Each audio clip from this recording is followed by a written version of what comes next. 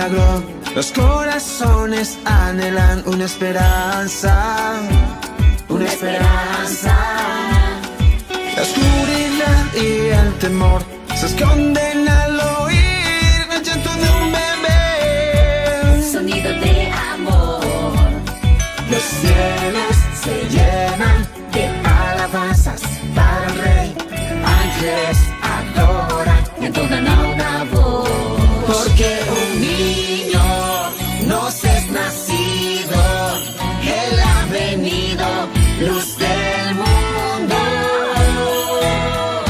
Gloria al Hijo de el gran yo soy, Cristo Jesús.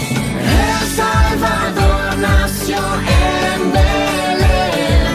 Dios con nosotros, Emmanuel. Proclamamos tu nombre. Emmanuel está aquí. nacido para liberar un mundo sin esperanza. Gloria al Hijo de Dios. El gran Redentor. Un destello resplandeció, la tierra recibe al príncipe de paz. El gran Salvador.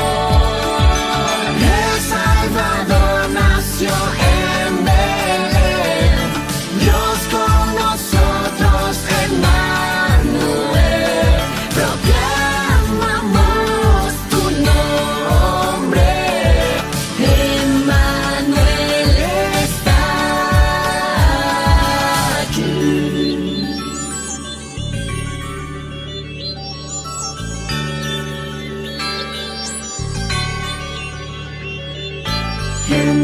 Emmanuel, Dios con nosotros. Emmanuel, Dios con nosotros. Emmanuel, Dios con nosotros. Emmanuel, Dios con nosotros. Emmanuel, Dios con nosotros. Emmanuel, Dios con nosotros. El Salvador nació en Belén. Dios con nosotros, Emmanuel, proclamamos tu nombre. Emmanuel está aquí. El Salvador nació en Belén. Dios con nosotros, Emmanuel, proclamamos tu nombre. Emmanuel está aquí.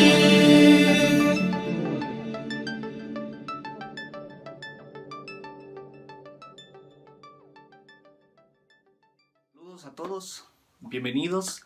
Iniciamos este tiempo con esta hermosa certeza: Emmanuel, Dios con nosotros. Gracias por acompañarnos esta semana, Semana Santa, Semana Mayor, Semana especial, semana seguramente única en la historia de la humanidad, una semana de reflexión, de meditación y sobre todo de oración. Les pido por favor que todos hagamos el Padre Nuestro. Padre nuestro que estás en los cielos, santificado sea tu nombre. Venga tu reino, hágase tu voluntad, como en el cielo, así también en la tierra. El pan nuestro de cada día, dánoslo hoy. Y perdónanos nuestras deudas, como también nosotros perdonamos a nuestros deudores. Y no nos metas en tentación, mas líbranos del mal, porque tuyo es el reino, el poder y la gloria por todos los siglos. Amén. En esta ocasión el tema es Jesús en las profecías, Isaías 7:14. Para entrar un poco en tema del contexto, en el tiempo del profeta Isaías existía una crisis una tras otras en todos los ámbitos. Todos los reinados estaban marcados por idolatría, corrupción y paganismo. Se habían dedicado a seguir a dioses que estaban en contraposición de los anhelos y de Dios mismo, del Dios verdadero, de Jehová. La situación política y espiritual estaban simplemente mal.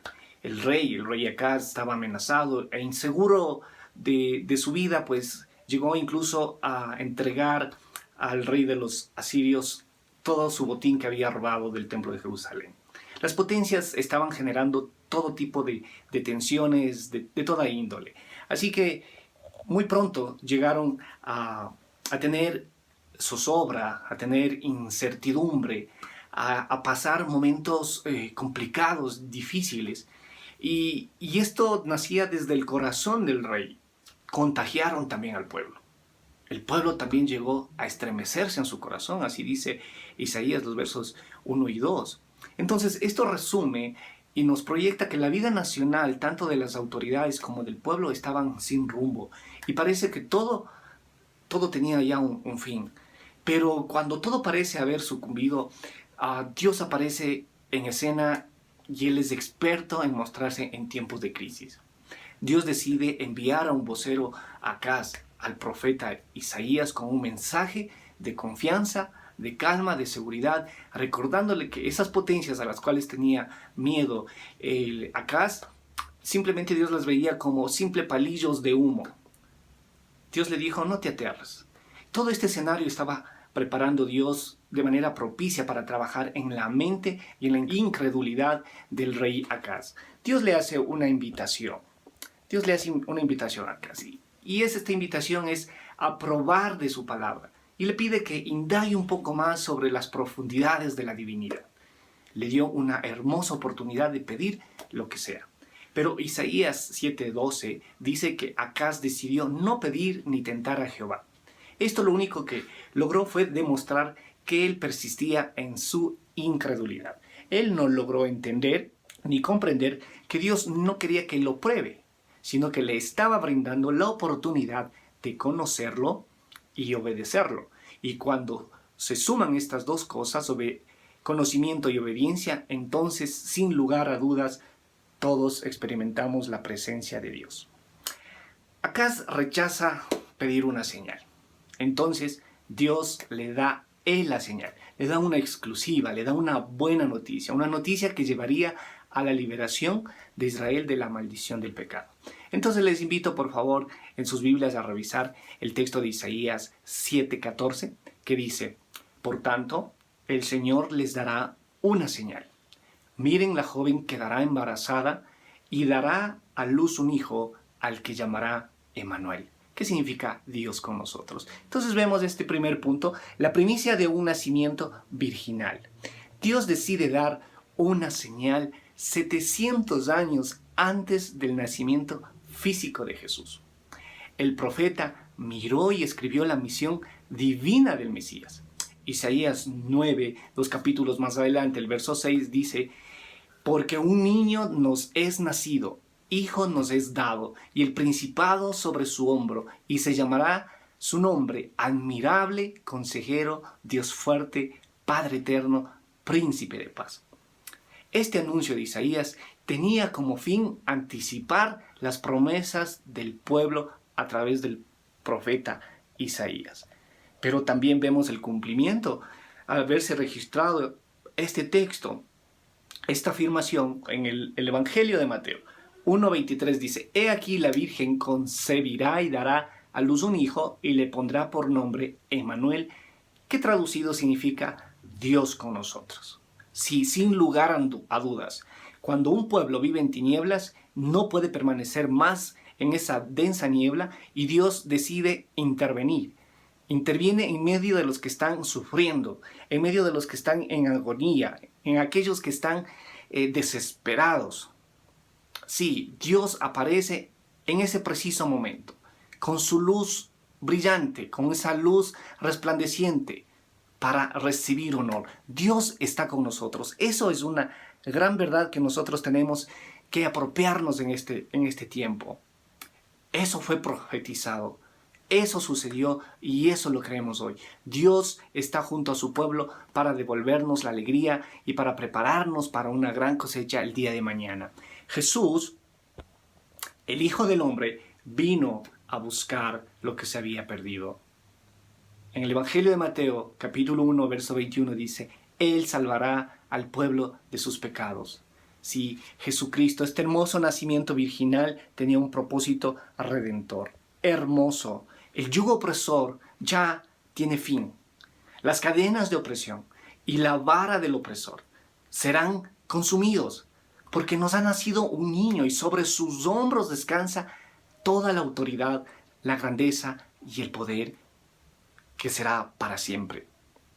Ahora, ¿cómo vamos a responder nosotros frente a este nacimiento, a esta voz profética, a este Dios con nosotros? ¿Lo sentimos ahora en medio de nuestro tiempo, de nuestra adversidad?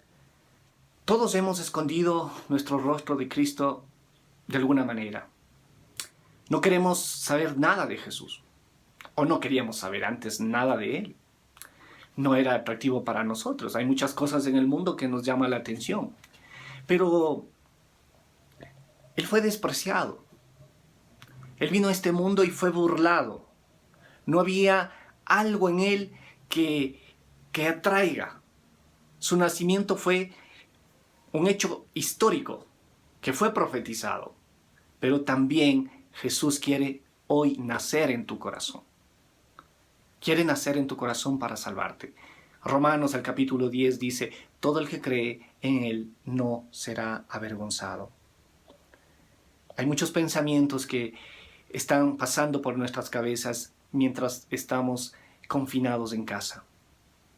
Y sentimos pasar vergüenza quizás por compromisos económicos, laborales, familiares y muchas otras cosas más. Pero si usted cree en Jesucristo, que Él nació de una mujer virgen y que Él vino para perdonar nuestros pecados, Dios no permitirá que usted sea avergonzado. Yo le animo en esta noche, en este tiempo, a pensar, Jesús nació para dar buenas nuevas a los abatidos, para liberar a los presos, para sacar del quebranto a los que están con el corazón roto. Nuestras transgresiones, que lo han estado hiriendo constantemente, lo llevaron a la cruz, y Él fue herido por nosotros. Y sin embargo, Él nos brinda a través de su cruz sanidad a cada uno de los que confiamos en Él. Es tiempo de alumbrar, queridos amigos. Es tiempo que nuestras vidas empiecen a irradiar a ese Cristo nacido, a ese Cristo vivo, a ese Dios que está con nosotros.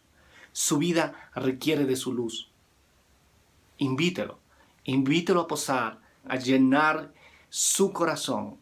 No necesita más la idea de que Jesús no es el Hijo de Dios. Despréndase de ese pensamiento. Dele oportunidad a la palabra de Dios que ha sido profetizada. Dios está mandando una señal. Dios nos está hablando. Dios está trabajando. En esta segunda parte quisiera mencionarles lo que dice Isaías 53. La descripción del Mesías sufriente. Y les invito por favor que me acompañen con la lectura de todo el capítulo. La lectura bíblica es la primera historia escrita de Jesús 700 años antes de su nacimiento. Increíble todo este relato que sucede, y dice así el texto bíblico. ¿Quién realmente creyó lo que oímos? ¿Quién vio en ello el gran poder del Señor? Creció delante de Dios como un retoño, como una raíz en tierra seca. No había en él hermosura o majestad, como para que nosotros nos fijáramos en él. No había en él nada atrayente como para que nos gustara. La gente lo despreció y hasta sus amigos lo abandonaron. Era un hombre lleno de dolores y conocedor del sufrimiento. Y como alguien a quien otros evitan, lo despreciamos y no pensamos que fuera alguien importante. Verdaderamente, Él soportó todos nuestros sufrimientos y cargó con nuestros dolores. Aunque nosotros pensamos que Dios lo había castigado, golpeado y afligido, en realidad Él fue traspasado debido a nuestra rebeldía. Fue magullado por las maldades que nosotros hicimos. El castigo que Él recibió hizo posible nuestro bienestar. Cristo tomó nuestro lugar. Él es nuestro sustituto y sus heridas nos hicieron ahora a nosotros sanos. Todos nosotros nos habíamos perdido como ovejas. Cada uno agarra su propio camino. Es necesario cambiar nuestra naturaleza pecaminosa. Pero el Señor cargó todo en Él el castigo que nosotros merecíamos. Él fue hecho pecado por nosotros, tratado por Dios como si fuera un pecador, aunque no lo era. Versículo 7 dice, lo trataron cruelmente y lo torturaron, pero Él se mantuvo humilde y no protestó. Permaneció en silencio, como cuando llevan a un cordero al matadero, o como cuando una oveja guarda silencio ante los que la trasquilan. Después de que lo arrestaron y condenaron, se lo llevaron. ¿Y a quién le importó lo que le iba a pasar? Porque a Él lo quitaron del mundo de los vivos. Lo mataron por los pecados de su pueblo. Ejecutaron juicio y lo enterraron al lado de criminales y en una tumba de ricos, aunque Él nunca fue violento ni engañó a nadie. Vemos ahí la característica de la perfección de Jesús. El verso 10 dice, pero el Señor se agradó, qué hermoso, el Señor se agradó de su humilde siervo. Dios lo quebrantó. Quien tanto sufrió después de haber sido ofrecido como sacrificio por el pecado, Él velará de sus descendientes, alargará la existencia y la voluntad del Señor prosperará a través de Él. Después de este terrible sufrimiento, Él verá la luz. Se sentirá satisfecho con todo lo que experimentó. Dios queda satisfecha cuando sus hijos están con Él en la gloria. Mi siervo que siempre hace lo justo, salvará a muchos y cargará con el castigo que merecían las maldades de ellos. Por lo tanto, yo haré que esté al lado de los grandes y que comparta el botín de los poderosos. Dios tiene una recompensa al final, que nosotros seamos coherederos con Cristo, quien vivirá para siempre. Porque Él se entregó voluntariamente a la muerte. Fue tratado como un criminal, pero en realidad Él cargó sobre sí el castigo de muchos. Ahora Él está ante mí intercediendo por los pecadores. Este Salmo 53 está lleno de profecías que son complejas y completas a la vez, que solo Dios sabía que pasaría 7 siglos antes. Los evangelios se refieren a cada detalle de Isaías de manera espectacular, maravillosa, y registran que a Jesús lo querían matar por blasfemia, por asegurar que es el Hijo de Dios. Y actualmente hay quienes todavía sostienen esa idea, todavía luchan en su corazón y en sus pensamientos de que Jesús no es el Hijo de Dios, de que Dios no está con nosotros. Cristo sufrió humillación, rechazo e injusticia por aquellos que venía a salvar, entre ellos usted y yo. Pero a pesar de los sufrimientos que tuvo que padecer Cristo, nunca perdió el juicio, nunca perdió sus convicciones, siempre se mantuvo en el propósito. Llevó adelante el plan redentor de Jehová. Su proceso de vida pasó desde su nacimiento, empezó a experimentar limitaciones y adversidades. Todos conocemos esto. Desarrolló su ministerio con oposición, pero nunca abandonó su misión. Sufrió la humillación de ser apresado y puesto con delincuentes. Su ejecución, los romanos la convirtieron en un show público, se mofaron de él.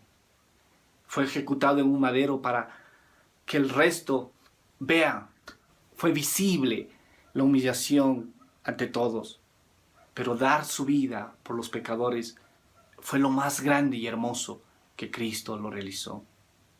Se hizo pecado sin ser pecador y nos dio resurrección juntamente con Él. Somos victoriosos. Nos hizo merecedor de cosas grandes, hermosas. Tenemos una herencia. Vivimos con Él con una exaltación y ahora con un reino eterno. Dios nos permite disfrutar de una nueva naturaleza. Jesús nos enseña un principio importante. Sin sufrimiento no hay satisfacción. No pretendamos vivir de manera alegre, feliz, si antes no hemos pasado por una escuela que haya ajustes en nuestras vidas, el sufrimiento. Zacarías 12:10 dice: y derramaré sobre la casa de David y sobre los moradores de Jerusalén espíritu de gracia y de oración. Y mirarán a mí, a quien traspasaron, y llorarán como se llora por hijo unigénito, afligiéndose por él como quien se aflige por el primogénito. Dios quiere derramar gracia y oración en este tiempo sobre su pueblo. Dios quiere que usted sea un evangelista, que usted se deje evangelizar por Jesucristo, que se deje alcanzar por Él. Él le quiere dar una señal en esta ocasión. No reproche cuando alguien le evangeliza, cuando alguien le habla de Jesucristo. Porque usted no está reprochando la palabra de Dios, usted está reprochando la persona de Cristo. Cristo nos está hablando. Cristo es una persona amable, es una persona amigable y es un perdonador por excelencia. Éxodo 34:7 dice que mantiene su amor hasta 1000 generaciones después y que perdona la iniquidad, la rebelión y el pecado, pero que no deja sin castigo al culpable, sino que castiga la maldad de los padres en los hijos y en los nietos hasta la 3ª y 4ª generación. Ese es Jesucristo, un gran misterio, uno que perdona los pecados, pero también al mismo tiempo que los castiga. Es decir, se conjuga la gracia y la justicia de Dios al mismo tiempo. Quien no logra entender esto, déjeme decirlo, está perdido. Va rumbo al infierno, rumbo a la condenación. Por eso el profeta Isaías en el capítulo 53, que viene a ser como una Biblia en pequeño, ¿sí? Por su estructura que tiene. Sus primeros 39 capítulos hacen referencia como a un Antiguo Testamento y luego su segunda sección hacen referencia como al Nuevo Testamento.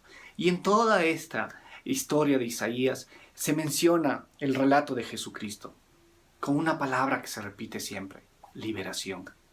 Cristo trae liberación a Israel de sus enemigos terrenales. Cristo trae liberación a Israel del pecado por medio de la obra de Jesucristo. Y también Cristo trae liberación de Israel de la maldición de esta tierra, en el futuro, en lo escatológico. Por eso nosotros hoy debemos reconocer que Dios nos ha dado un Salvador para liberarnos del orden establecido del pecado que fue anunciado por los profetas. Este texto de Isaías es asombroso y ratifica la inspiración hermosa que tiene la palabra del Señor, que fue inspirada por el Espíritu Santo, que tiene vigencia. Es un texto muy profundo, es muy central, es el corazón rico del Evangelio. Bendita palabra de Dios que tenemos a nuestro alcance, que podemos estudiarla, que podemos meditarla. Dios quiere levantar un remanente arrepentido de Israel. Recuerde que cuando se dio el anuncio que Jesús vendría por primera vez, unos pocos creyeron. Jehová ha determinado en su plan que su Hijo venga por segunda vez, pero también unos pocos hasta este momento han creído en Él. Dios está invitando. Dios quiere resucitarlo a usted. El Salmo 24, haciendo referencia a la resurrección de Jesucristo, este es un salmo profético, es un salmo mesiánico que habla de Jesús. Este salmo se cantaba cuando se trasladaba el arca del pacto desde la casa de Obed-edom hasta el templo en Jerusalén. El Salmo 24 es parte de una trilogía profética. Yo le invito para que usted lea luego en casa más detenidamente el Salmo 22, que habla sobre la descripción de la agonía de Cristo. Ese momento agónico en la cruz. Y ahí encontramos la expresión: Dios mío, ¿por qué me has desamparado? Registrado en el Salmo 22. En el Salmo 23, en cambio, está el relato del sumo sacerdote resucitando y pastoreado a su rebaño. El Salmo 24, en cambio, es un anuncio profético del regreso del Rey de Reyes en su máxima esplendor y gloria. El regreso del Rey de Gloria para gobernar sobre las naciones con su entrada triunfal a Jerusalén. Les invito a que me acompañen en la lectura del Salmo 24. La tierra es del Señor, el mundo y de todos los que habitan en él. Él fundó el mundo sobre el agua, afirmó sus bases sobre las corrientes subterráneas. ¿Quién puede subir al monte santo del Señor? ¿Quién puede entrar y adorarlo en su santo templo? Si nosotros queremos subir al monte del Señor, tenemos que estar dispuestos a cumplir 3 cosas que se mencionan en los versículos siguientes. El de manos limpias. Tener manos limpias significa desarrollar justicia, porque hemos sido justificados a través de Jesucristo. Los impuros no pueden entrar al cielo. Requerimos cambiar de naturaleza. Solamente con un corazón puro, con un corazón tierno, sensible a las necesidades de los demás, al dolor de otros, siendo humildes, siendo auténticos, podemos estar en la presencia de Dios. No podemos purificarnos por sí solos. Necesitamos de Cristo, de su palabra y del Espíritu Santo. El que no adora ídolos. Dios debe ser nuestra prioridad personal. No debemos tener en nuestro corazón a nadie más que no ocupe el centro y la totalidad de nuestra vida, que sea Jehová de los ejércitos, por sobre todas las cosas. Quien no tiene a Dios, en primer lugar, no puede tener manos limpias ni un corazón puro. Dios ya no tolera más vicios. Dios ya no tolera más falsa piedad. Dios ya no tolera que usemos mal los dones o que no los estemos usando. Dios ya no tolera la religiosidad. Dios no tolera que seamos expertos con nuestras capacidades, pero que no estemos desarrollando fruto del carácter. Dios no tolera la hipocresía profunda de llamarnos cristianos y no vivir como tal. De bendecir con nuestra boca, pero de escribir textos que dejan mucho que desear como creyentes. Dios quiere cambiar a su pueblo. Dios tiene que ser su prioridad. Dios valora la honestidad. Dios valora la pureza.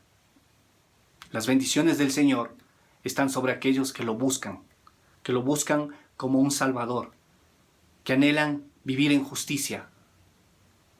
El verso 6 dice: esta es la generación de lo que sigue a Dios, que busca la ayuda del Dios de Jacob. Seamos la generación que busca el rostro de Dios. Seamos la generación que busca la bendición para otros, no solamente para nosotros. Versículo 7 dice: atención puertas, ábrase en portones antiguos, porque el Rey de Gloria está por entrar. ¿Quién es el Rey de Gloria? Esta es una pregunta existencial que toda persona se realiza. El Rey de Gloria está por venir.